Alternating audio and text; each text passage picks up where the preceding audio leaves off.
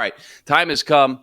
My favorite segment is here. I'm putting Reggie on the hot seat with what does it mean? Reggie, are you ready to roll? Let's do it. The NFL schedule, long awaited, everybody's waiting on pins and needles. It finally gets released tonight at 8 p.m. Vikings are now rumored to play the Packers Week 17 at Lambeau Field on New Year's Day and open the season at home versus the Packers. I don't know. Does it really matter when you play your biggest rival? I'll just put it this way. What does it mean having your biggest rival sandwich at the beginning and the end of your season? Hey, that's fine. You're right. That's fine. Like, kind of how we talked about with the Wild. If you want to be the best, you got to beat the best. And, you know, for the last several years, the Packers have been the best in the division. And it's just like, look, go out and beat them dudes. You know what I mean? Like, if you want to be king in this division, it doesn't matter when you play the Packers. You got to go out and do it. And so, you know, I think this season presents an interesting opportunity. They did load up in the draft on defense early on.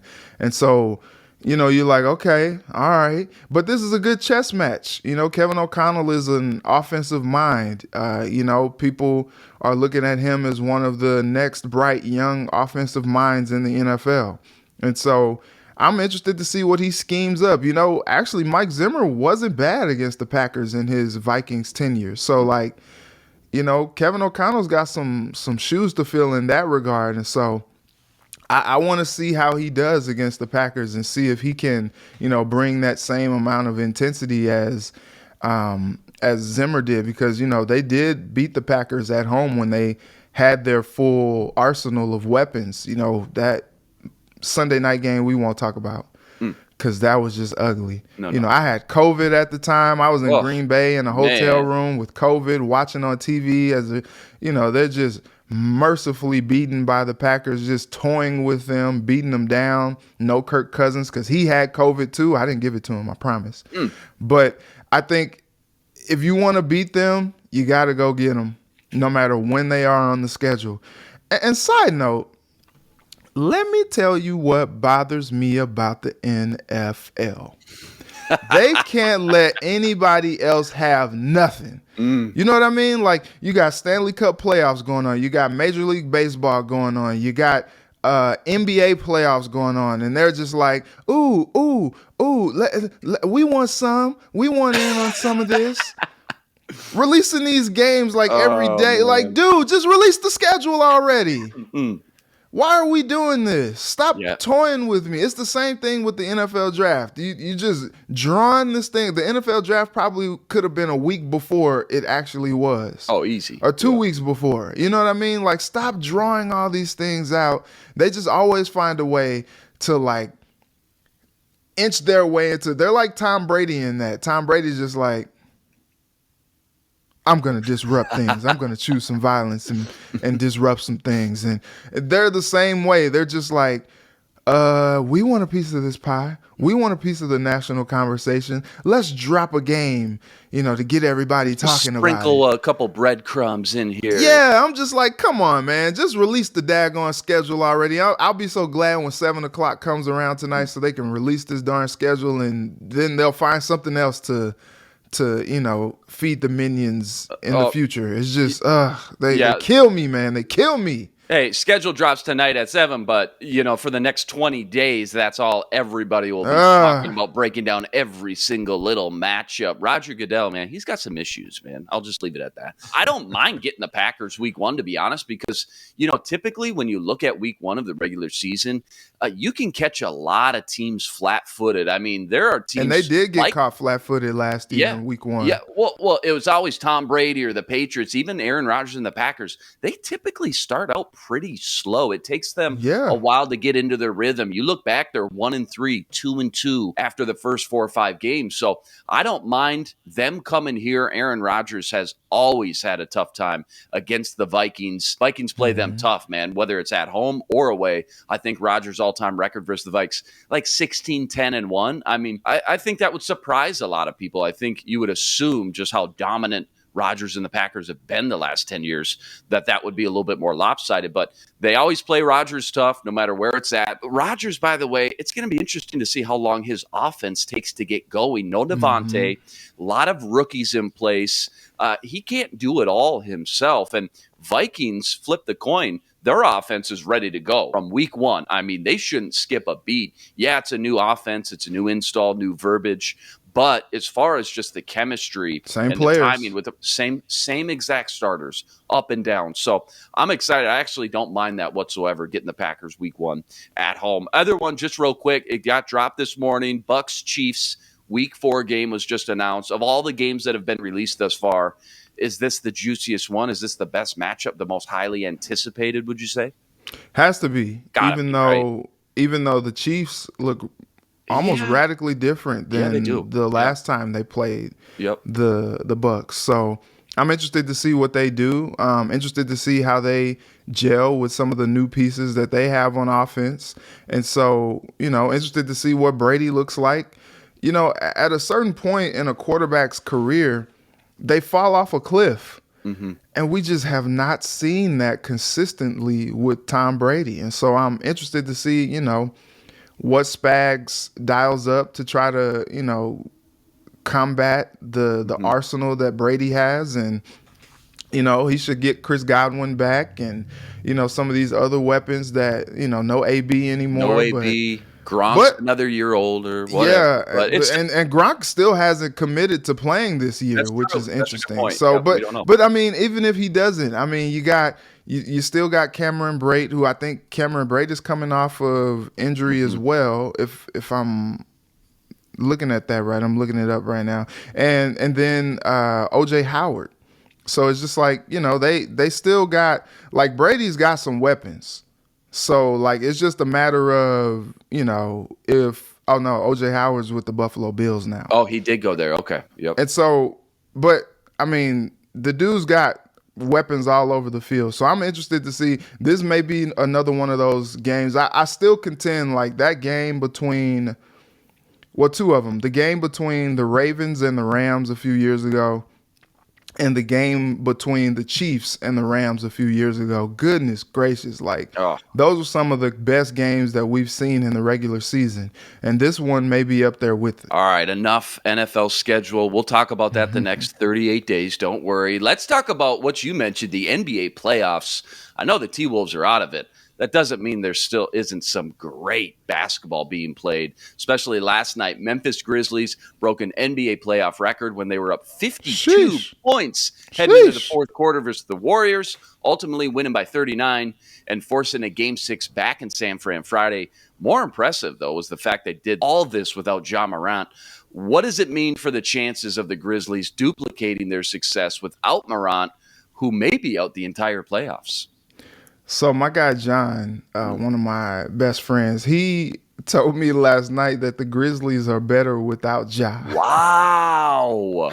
And I was just like, how do you say something like that? Did he say that before or after the game? If he said that before, he said that during. He said it during the game, but he's said it so many times before. And apparently, I guess the Grizzlies went 13-0 in the season without Ja. And so it's just like, okay. So look, here's my thing. No team is going to be better without a superstar like that. But I do think that as it stands, when you got Tyus Jones in the game making threes like that and Desmond Bane, looking like the Desmond Bane that we saw against Minnesota. And you got even big Steven Adams is getting in there grinding. He couldn't even see the floor after game 1 against Minnesota. And now he's seeing the floor and really giving them some meaningful minutes. So I think what's killing the Warriors is just the matchup. I think the Grizzlies provide the Warriors a matchup nightmare. And I don't think it's out of the question to see Memphis maybe taking this thing to 7.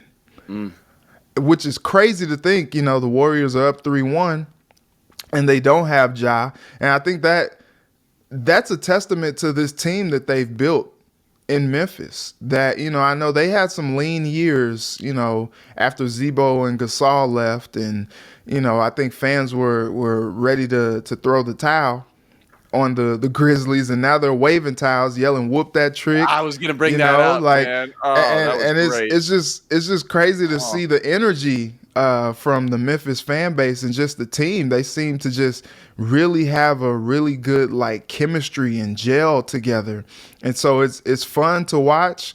I didn't see that coming last. I don't think anybody saw it coming. I think Mike Brown is just like, when can I get out of here to Sacramento? Yeah, no kidding. Steve, when you coming back?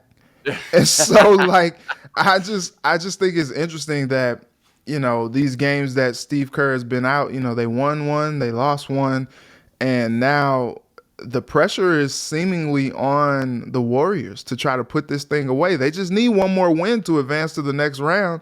And now all of a sudden Memphis is just like, look, we're playing with house money. We're good. Let's just go out here and play our game and put the pressure on the Warriors, and they're doing that. Hey, anytime you get beat in the playoffs by 39 points, down 52, gracious. You got to be getting in your head just a little bit. Maybe just a little bit. Knowing that was out, again, without Ja Morant. I mean, they had, you mentioned it, such good depth. We saw it all series long versus the Timberwolves. Guys just popping off the bench, not skipping a beat, making big plays for their team down the stretch. They had 7 guys with double-digit points last night. I mean, it's just not a one-man show like you maybe think it is from the surface watching Ja Morant with the Grizzlies. Ja Morant, by the way, I think rumored doubtful for the remainder of the playoffs. No matter how you slice it, man, that hurts, obviously. But if they can get past the Warriors here, who knows? Like you said, playing with house money at that point, nothing to lose. Got to talk about the other NBA playoff game last night. Sorry, Luke, I'm still whooping that trick. I can't help it, man. Why can't the Timberwolves have something like that, man? Why can't it?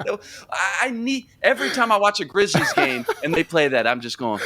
Everybody's just like. My wife looks over and goes, "What are you doing?" I go, "Shh, baby." Baby, stop. I'm whooping that trick. It's It's so problematic. Where it dude. came from, but I love it, man. It's so Memphis. It's so Memphis. And then, of course, for Draymond and Steph Curry to like play back with it and be waving the towels too, just it added to the whole ambiance, man. It was hilarious, dude. That was great. Hey, anytime you want to whip that trick on this show, you're more than welcome, Reggie. Bring it. All right. Again, last one we got to talk about it. Bucks Celtics. Man, this one was wild. Bucks end up winning. I'll just save you that dramatic pause there. They go up 3-2, but they were down 14 in the fourth quarter. Mm-hmm. Drew Holiday, Giannis, they lead them back, stun Madison Square Garden. Did you catch this one at all, first and foremost? Because if not, You missed a good one. Oh yeah. We were watching it in the sports office. They were just trading haymakers in the fourth.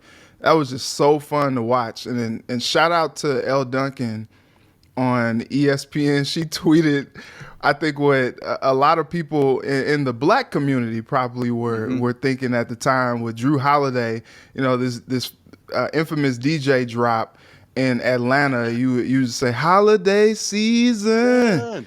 And so I think it was funny because one of my friends tweeted like Drew Holiday just was, he turned into Eric Bledsoe in the clutch moment. Yeah. And then it was just like, oops, my bad. I didn't mean that, because Holiday hits the three, comes up with the block, comes up with the steal at the end. Didn't even give Boston a chance to even try to tie it at the end. He's just like, Marcus, I'll have that. This is my ball. We're going to dribble this out and we're going to win this game. It's just like, how were they able to steal that? If you're the Celtics, man, that's demoralizing. Because, you had that game. And some might say that the Celtics were the better team in that game. Some may say the Celtics are the better team in this series. But what matters, which we learned in the Timberwolves series against the Grizzlies, what matters is the wins and the losses. And at the end of that game, the Bucks got the win. That was some, championship DNA, we've been here before type of effort. And I can't say enough about the Bucks, man. Last year I was just like, man, how the freak are they doing this? And then this year I'm just like, man, the Bucks are just being the Bucks, man. Giannis and all those dudes, no Chris Middleton, no problem. They're still just out here competing against the Celtics team that is uber talented, that, has all the pieces. Jason Tatum cooking them up, Jaylen Brown, Marcus Smart, Al Horford turning back the hands of the clock, man. Like, and the Bucks are just like, no, that's all right. We're gonna win this. And like that is so annoying. If you're a Boston fan, if you're a Celtics player, you're just like, really? Are you serious? How did we let this one slip away? Holiday Debo'd him, man. That's my ball, punk. That's Right? my grandma's ball. That's my ball, My punk. grandma gave me that ball. That's my ball, punk. Oh, you're right, though, man. That championship DNA, there's something about it. We're sitting here watching this Wild series, and it's like, man, they're playing good, but, this is the playoffs. Everything ramps up a little bit in the playoffs, man, and those good teams just turn a switch at some point in the game and have that just winning DNA, that winning gene in them. Every series tied 3-2. Phoenix up 3-2 on Dallas. We know about Golden State, Memphis. We know about Milwaukee, Boston. Miami up 3-2 on Philly. Let's hear your NBA championship prediction. I think chalk? Everybody going chalk here or what? So I'll take the Suns because I don't know what to think about the Warriors. If they even make it out of this series, I think the size of Phoenix is gonna cause them problems. But also on the East, like, it seems like it's gonna be, I won't count Boston out. Okay, we won't do that. But it seems like it's gonna be Miami and maybe the Bucks. And because, I guess both teams kind of have that championship, DNA. The Heat went into the bubble to the NBA Finals. Oh, that's right. So, but they didn't win. But, Eric Spoelstra, he's been there before. He knows what it takes to win championships. He's done it before. And, the Bucks just did it last year. I think I'm gonna go rematch from last year. I'm gonna go Bucks, Suns. I like that. Finals, but I think I'll take the Suns to win it all. When you just look at the last 8 teams right here and where they stand in the series, I think that one makes a lot of sense for sure. Not necessarily chalk by any means. I just think everybody knows Phoenix probably has the best shot to get there in the West. It seems like when you have such a dramatic, just slugfest series like Milwaukee and Boston are having, you end up coming out of that, the winner does, one of two ways. Either it just drained everything out of you and you got no gas left in the tank, or you're just riding such a high, you just feel like you can beat anybody and almost kind of like playing with that house money, so to speak. And we saw it last year too, because when they overcame KD, remember KD's foot was on the line. Yeah, that's and right. It's just like, oh no. Yes. And they came out and that was a slugfest against the Nets last year. And then I'm like, all right, well, that was good. That sucks that they did that, but it's over with. And they ended up riding it to the finals. It's just like, okay, all right, well, that's good. They are going against the Suns. No way they're going to beat the Suns. Then they beat the Suns for the championship. You're just like, dang, like, okay. But it started with that Nets series, though, I think, right? Yeah. I mean, just to ride that confidence out, that just wave of momentum. Again, something in the playoffs changes, and these teams, again, they just find that winning DNA and turn on that switch. So, going to be a lot of fun to watch for sure. Great NBA playoffs going on right now. Absolutely.